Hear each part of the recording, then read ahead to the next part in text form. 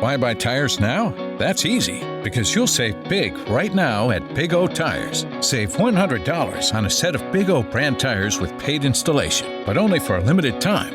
And when you purchase using your Big O credit card, save an additional $50 for a total savings of $150. We told you this was big. Only at Big O Tires, the team you trust. Hurry, offer ends August 25th. For your nearest participating location, go to bigotires.com.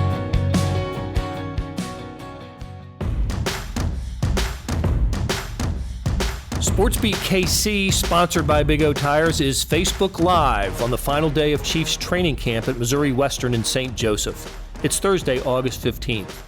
Chiefs beat writer Brooke Pryor, columnists Vahe, Gregorian, and Sam Mellinger, and me, Blair Kerkhoff, look ahead to the second preseason game Saturday at Pittsburgh while reviewing what the Chiefs accomplished in St. Joe. I want to thank Kathy Liu for putting together this podcast, and links to the stories we discuss can be found in the show notes on kansascity.com, on facebook.com/RedZoneExtra and the Red Zone Extra app.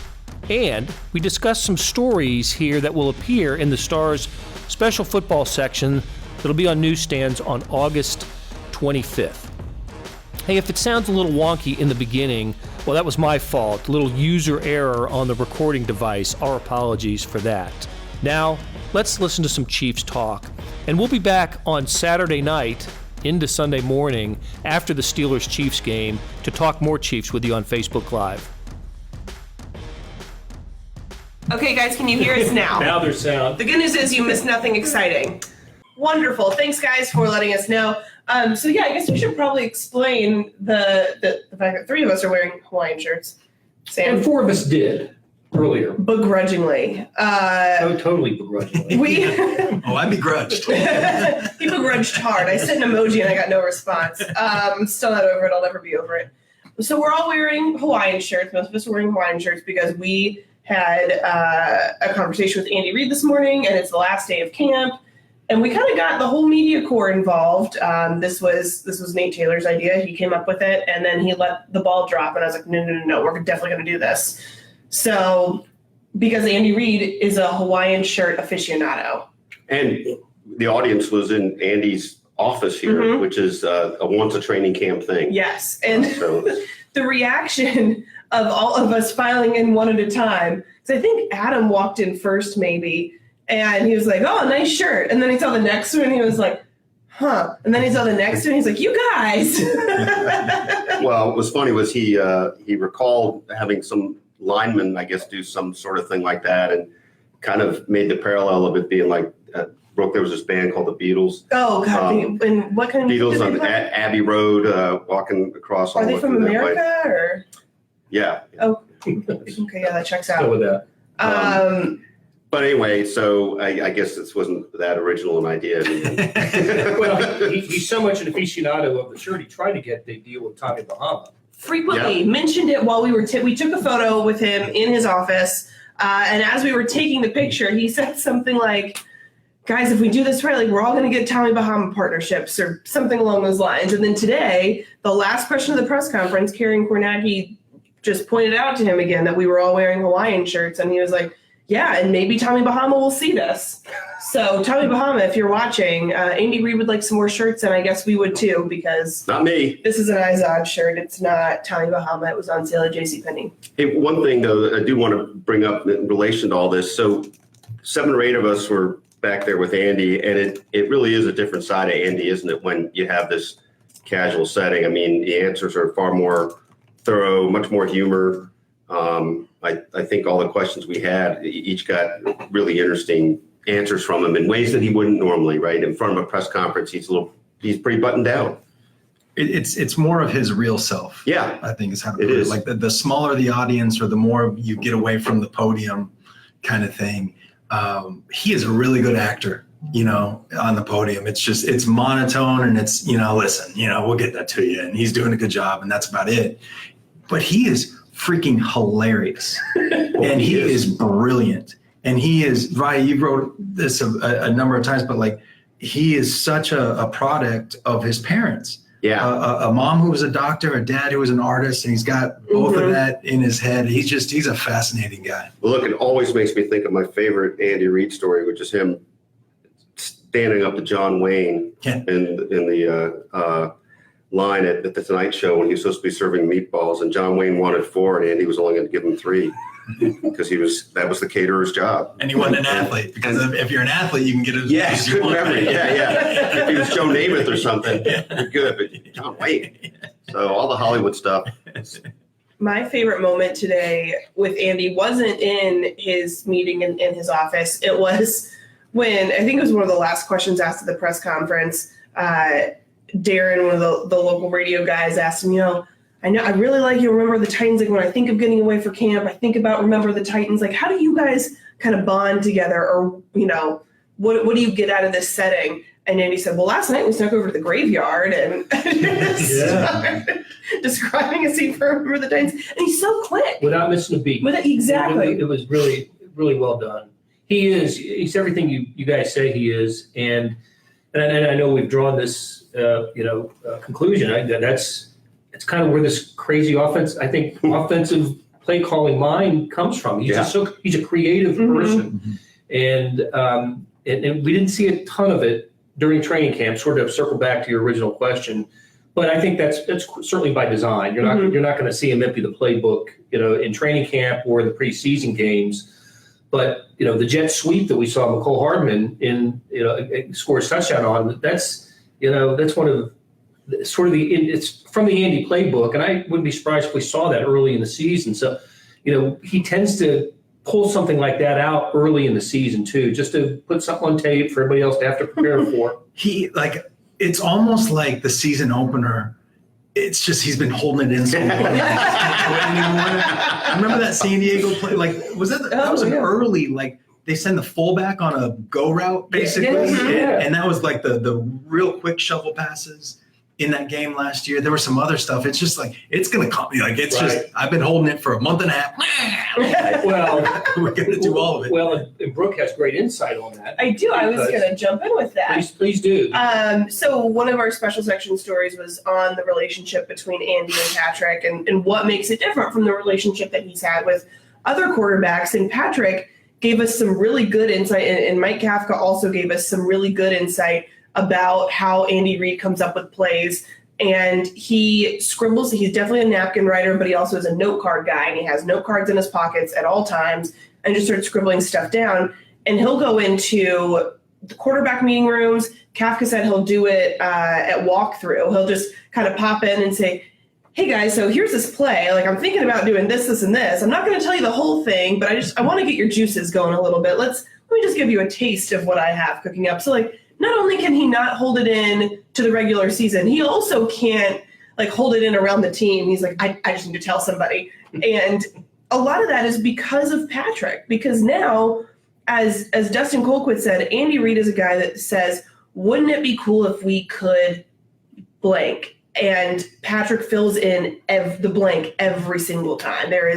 Whatever Andy thinks up, whatever crazy thing he thinks up, Patrick can do it. And Patrick said too, he'll come up with these plays when he busts into the quarterback room, and it doesn't look like something that works. And he's but it works every single time. I couldn't tell when Patrick said that if he meant kind of a little jokingly well, Andy says it's going to work.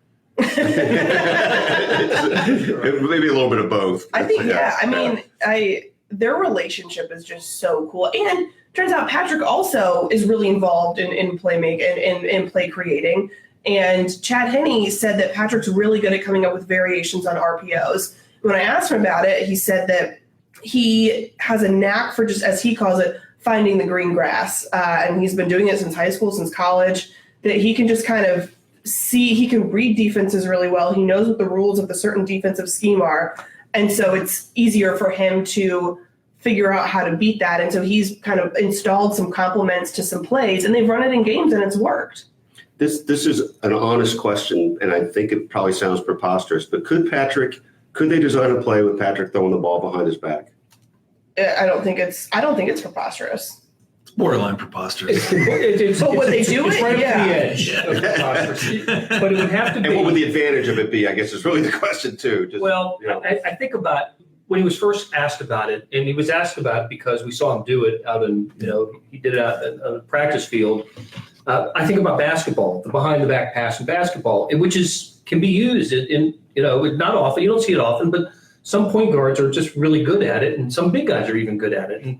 And I was just thinking, I could see him whip a pass behind his back to to a guy on the opposite side. It would have to be forward. You can't be behind, or it's a fumble. But yeah, I think maybe if you're going to use it, it would be kind of in that way, like a point guard. And look, a lot A of new people, angle. Yeah, Right, yeah, 'cause right. Yeah. There's passes you can make behind the back that you can't do. That's right. And I think you To be can in put it bounds tight. or whatever. Yeah, tight spiral. It better be. We will accept nothing else. but I certainly believe he could throw a tight spiral, no problem that way, Mhm. right? For I mean, sure. Yeah. And I believe he has some kind of sixth sense, eyes in the back of his head that my mom used to have, whenever I That's the only misbehaved. explanation. Yeah. I believe that could be in play. Whether there's really an advantage of it, whether you could really just absolutely paralyze a defense with a play like that, I don't know. Well, I think the whole season hinges on whether he can do that or not. I think we spent. You're tired of the other nonsense.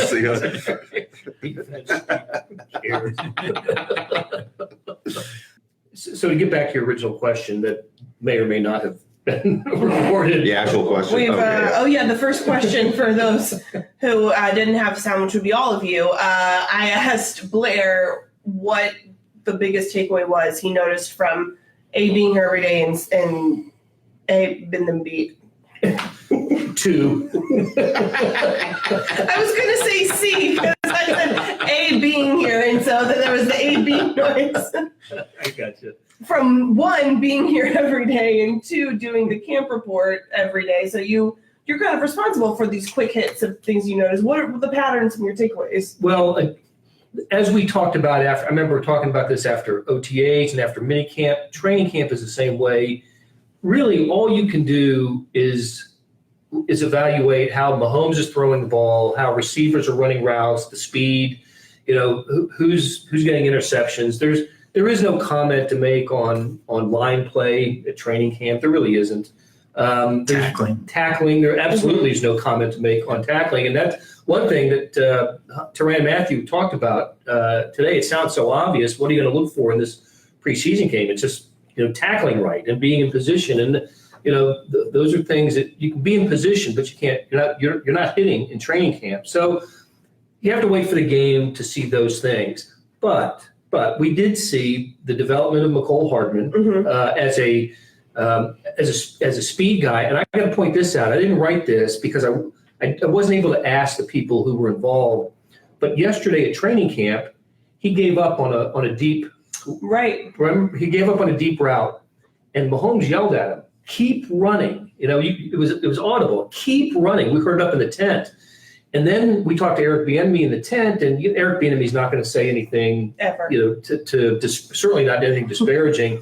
But he was asked about what are you getting out of it was the last time we were going to talk to him at training camp. So he sort of asked for an evaluation at training camp, and he says, "Well, just everybody has to play hard all the time." Was one of his themes. And I thought that's what he's talking about. It's Right. Cole Hardman giving up on a route. So it was good to hear Mahomes yell that. I think it speaks to who he is as a leader and the comfort he feels with in that position, and for Bieniemy to sort of talk around it, but identify it and recognize it as well. This is really maybe a minor distinction, but do you think this? Did McCole Hardman just slack, or he just didn't understand that it's still in play because of Patrick? Yeah, I think all of his life as a receiver, he once he saw the ball in the air and he knew he wasn't going to run under it, he just stopped. But you don't with Patrick, you just don't stop. You can't not on a route like that. Yeah.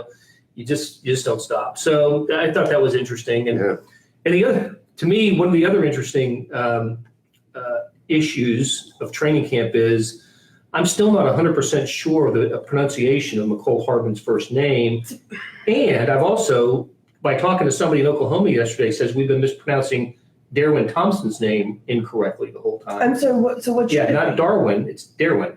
Darwin. That's what a fellow in Oklahoma told me. Guy who coached him at Northeast Oklahoma. Do the Chiefs know that? Does Brett Veach know that? Because that's not. I don't know. But then again, when pronunciations are hard, then we just stick with nicknames. Yeah. Notice you never hear Brett Veach called Tyrann Mathieu. Tyrann is always the Badger. The Badger. The Badger. Because you can't mess that up. Patrick says Mecole. So Where are we on this? it's McCole, but that is what he said his name is supposed to be. But then his mom calls him Mecole. I'm like, well, your mom knows how you pronounce the name. She named you. But that could be a mom affection thing. It could. Well, and also though his dad is. She's the one that can say that. That would make sense. But it's also his dad's name. He's McCole Sr.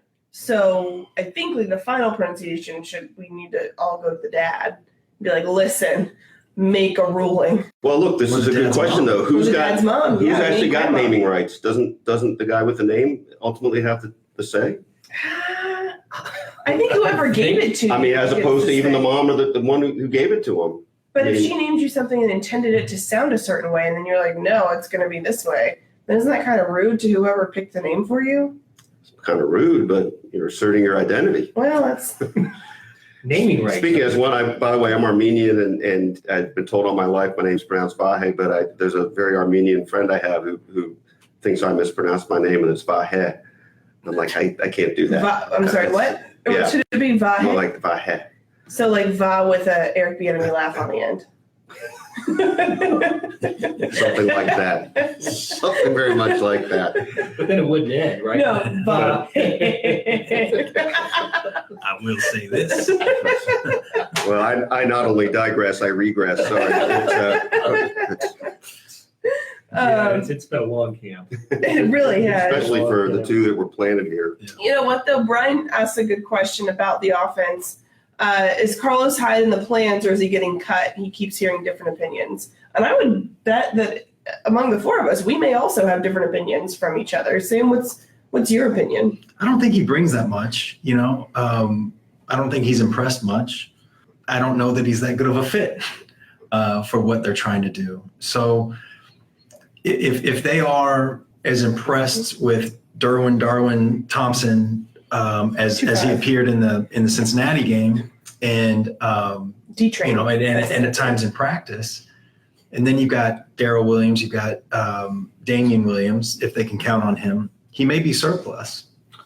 I think so too. And the whole running back situation has been interesting the last few days. Actually, going back into before the Bengals game, because Andy Reid went on Sirius XM radio and said it's a running back by committee. And ever since then, all the assistant coaches that we've talked to, Bieniemy, Dylan McCullough, and then even the running backs themselves have kind of denied that. Said, It's interesting because not only did Andy go on Sirius XM to say that, Louis Riddick, who we know is tight with the front office and with Andy Reid, tweeted out something to the effect of like, stay, it's going to be a running back by committee. They really like Darwin Thompson, like stay away from their running backs in fantasy or something like that. Or maybe somebody tweeted and added in the fantasy part, but. There's some confusion here because two things can be true. Like Damian Williams. Damian Williams. I know that's pronounced Damian. Yeah. He can be the starter and it can still be by committee to some. And I heard Sren Petro on 810 did he's 810's got the sit downs with their partnership. And he asked him that question specifically. And Andy seemed to have a foot on both bridges, if I can mix my metaphors. And, the Damian's the starter, but other guys will get some touches. You're right. as well. Both can be true. And I suspect that's going to be the case. I think we'll see Darrell Williams and Darwin Thompson get more carries than when Kareem Hunt was the Spencer Ware and Patrick West. Right. That's a good way to put it. Yeah. I just think that's going to be the case. But yeah, Bieniemy and McCullough said no. There's no. It's unequivocal that Damian Williams is going to be the starting running back, and I think he deserves that. He didn't do anything to lose it except miss playing time out here the first week and a half of camp because of the hamstring, I guess. Yeah. And the other thing about that hamstring, Andy got kind of remember he got ticked about that at the podium. Mm-hmm. Yeah, he's missing some important practice time here, and then either the same day or the next day, Hitchens. Anthony Hitchens came to the podium and said, he was asked about comparing this year's training camp to last year's. He said, well, it's kind of a bust in last year's training camp because I had the hamstring injury that kept me out for 2 weeks. I said, well, that's what hamstring injuries do. Hamstring injuries do. They keep you out for a couple of weeks, and then but you got to take that time off to get it healed properly. And we are going to see Damian Williams, I imagine, start the game in Pittsburgh on Saturday. And I know Damian Williams hasn't been around forever, but if you're RB1 and you've got a hamstring issue early in training camp, it should keep you out for a little bit. Yes. You don't want to. That's one of those things. That's like an oblique or a back. Like you push that, you're just asking for it. So what else should we want to see up in Pittsburgh? Is it? It'd be fun to see the starters. starters. I'd like to see play. more than like a snap from Tyreek, Travis Kelce, Tyrann Mathieu, Chris Jones. So I asked Patrick that because Andy said that starters would get the first half, then second string would get third quarter, and third string would get fourth quarter. And when Patrick came to the podium, we were talking about, different questions leading into Pittsburgh. And I said, do you think Andy said you're getting a half. Do you think you're going to get a legitimate half, or are you going to get pulled early? And he was just like, well, I hope to get, I think he said 4 or 5 drives or 5 or 6 drives. Yeah. And score points, and like that seems a little high. Not happening. Yeah, I know. Especially if he tries another little slide early in the game, then you can. That day is over. Well, it was interesting. This came from one of Blair's questions in that session with Andy today, talking about how nobody's playing their starters anymore. Yeah, Steelers didn't play him at all last week in their opener. And a few teams, right? Right. And so I think Andy's conscious of that prevailing wind and the intelligence behind it. And we talked about this the other night. I mean, doesn't this offense look like it's probably, it doesn't need a lot to be ready for the opener. Ready to go. So what's the risk reward here? Well, to me, for it's a veteran offense, but you do have to get Hardman and Thompson comfortable in it, and it is complicated. So especially for Hardman, and it was Greg Lewis who said all the wide receivers, regardless of your experience, have to learn all 3 wide receiving positions. Right. That's a tough task. It's a tall task for sure. Does that require the golden arm to be in there? I don't think it does, especially if you've got an experienced, number 2. I mean, does Chad Henne get to play more than like 5 snaps? That's the one not that it matters with Chad Henne, but he should. He should play a quarter, I would think. He needs to be comfortable. But, you're right. I did ask Andy about that. What would you think of 2 preseason games and 18 regular season games, which is a proposal? He didn't hate it. No, he didn't hate the idea. Can you do the sound effect he did when he said something like, "Oh, change"? It was really yeah, it funny. was. And that was in the middle of then he paused his answer to appreciate Blair's shirt. Yeah, that was the best moment. Yeah. That Brooke purchased for me last night, and I'm wearing a Hawaiian shirt for the first time in my life. Is that right? It's history. Is that not a good Hawaiian shirt though? Like it felt very you. I thought that was the price tag still on it. Sam would try to wear his how I roll. shirt with the sticker still on it that said "Comfort Stretch." So I'm just letting whoever bought that shirt, if they want to take it back. I don't it's want to ruin that Josh Briscoe. opportunity. He has it, and then Pete wore it for practice. That was fake. What was fake? Pete. Oh, well, yeah. Whoa. He said that he donated his Hawaiian shirt to Goodwill on accident. Oh, I'm such a good guy. I'm not buying that. Sorry, Pete, we're not buying anything here. A couple more questions to answer from Brian and Chris Hill. Is Dieter on the IR or cut? And then Chris adds, with the relationships Dieter has built with guys on the team, do you see him being cut or saving him and putting him on IR so you don't have the chemistry missing? IR. I think IR. How about Andy even bringing him up this Yes. morning in our little chat? as important And in the that room. was on Yeah. purpose. Yeah, absolutely. I mean, he's best friends with the quarterback. Just consider that part of the extension and move on. And the IR, that's you can keep him there. I mean, I think I would be interested to know what's been happening with those back spasms, because I think it's pretty rare to have back spasms keep you out of 3 weeks of camp. It's a long time. Yeah. I mean, I'm not a doctor. I never want to be a doctor. I don't claim to be a doctor, But you're on Twitter. but I'm on Twitter, and I also have access to WebMD, sometimes too much access. But it does seem like a really long time. Oh, that was me at the podium today. It was with your note case on your phone. Oh, Yeah. So I've never had a case living of on the either. edge. I like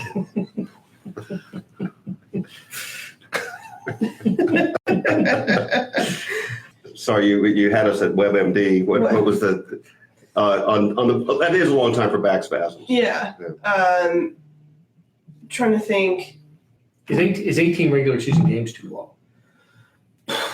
I mean, for us, yeah, that's awful. Imagine the it's people that 20 are weeks. actually out there Covering playing. games, whether they're 20 weeks. I mean, and there's some provisions in there. I guess starters. The starters only have to play 16 games, and 16. you figure I hate out. that idea. Yeah, I don't like. I don't get that part either. I can't. And I just think like that sets up, unintended consequences are everywhere. We've talked about the pass interference thing, being the reviews on that. If you only play 16 games, I mean, the Chiefs play the Packers. People are going to be coming from all over. That's going to be a hell of a game. What if that's one of the two that Aaron Rodgers and Patrick Mahomes don't play? Yeah. Mhm. Because it's out of conference, it's unlikely to be a tiebreaker. And so you're paying Mahomes and Rodgers money and getting Henny and I don't know who Rodgers' backup is. Like Well, I just we're going to see that in 2 weeks. that's right. Yeah. That's right. So It's I just just the integrity of the competition. Yeah. I mean, why call it a real game? Yeah. I mean, it's the best solution is 16-2. Yeah. But Yes. they're not going to do that because the owners make money off those other two.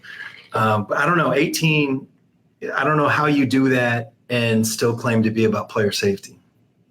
Mhm. Aren't 18 regular season games the case in Canada? Or don't they play an 18-game regular season I don't know. schedule? I don't know that. Okay. I mean, I would love it. Like, I mean, Football's more just football, different. I'm all for it. Same. Like, but I don't know. Part of the NFL is the only league that's not oversaturated, that they don't play too many games already. It's the only league, baseball should be like 124 or 100, something. NBA season's too long. Hockey's too long. I mean, it's just, I don't know. I think you kind of want to stay under that level if you can. Make people want more. Don't know if it's going to happen, though. Yeah. It seems like when I first heard it, it's been talked about before, and it's been dismissed. But for whatever reason, there seems to be more. It's kind of leaving the station a little, isn't it? a little more momentum for It this. does seem like that. Maybe you answer the player safety thing by giving 2 buys. I don't know. Maybe that would be a workable solution. Yeah, you get yeah. one before the halfway point and one after. I don't Yeah, know. but then to tell you what, you're right. Then you start regular season football in mid-August. Yep. Yeah. And you go, Yeah. I don't know. Yeah. Or stretching the Super Bowl even further back. Well, and then if the Super Bowl gets played like later in February or March, Spring training. yeah, Spring but training.